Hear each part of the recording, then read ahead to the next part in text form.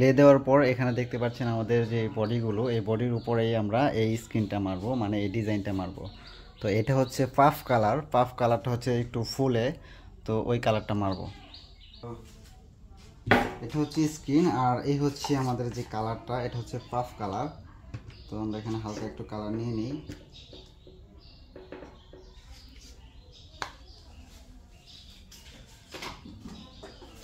এটা হচ্ছে ফিক্সার, এই ফিক্সারটা দিলে কালারটা ওয়াশ উঠবে না।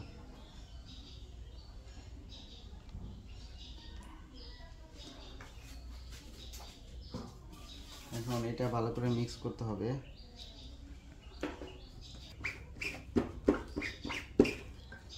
ওকে,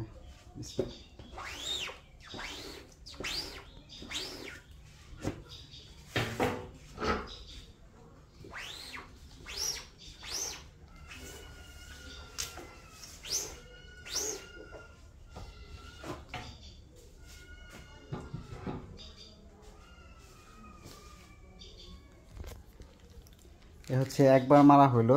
দেখতে পাচ্ছেন যে এখানে কিন্তু কালো কালো একটা ভাব আছে, তো এই ভাবটা থাকবে না 4বার মারলে। দেখতে পাচ্ছেন এখানে একটা ফেব্রিকের যে একটা ভাব আছে, ওইটা কিন্তু সাদার উপর দিয়ে দেখা যাইতেছে। তো 4বার মারার পর আপনাদেরকে দেখাচ্ছি কেমন হয়। 4বার মারা শেষ, এটা হচ্ছে ড্রায়ার, এটা দিয়ে শুকাইতে হবে।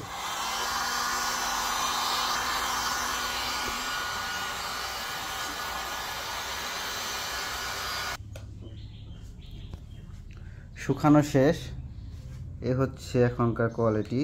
তো এখন দেখতে পাচ্ছেন যে এখানে কিন্তু কোনো রকমের ফেব্রিক দেখা যাইতেছে না।